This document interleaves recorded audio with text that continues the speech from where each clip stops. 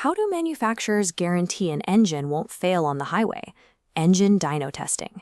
It might look perfect on the assembly line, but a single internal flaw could destroy it on ignition.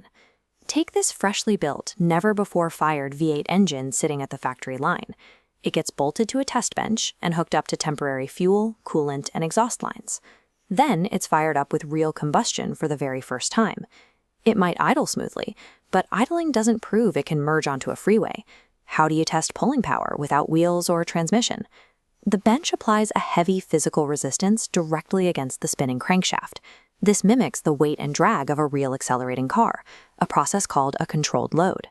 Under this simulated stress, the system measures the engine's horsepower and torque, plotting the data across the RPM range to ensure it hits its targets.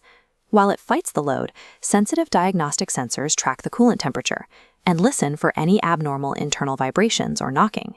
If the power curves match and the block stays thermally stable and leak-free, the engine passes. And that freshly built V8 engine from the very beginning, it's disconnected, certified, and immediately shipped out, guaranteed to perform the exact moment a driver turns the key.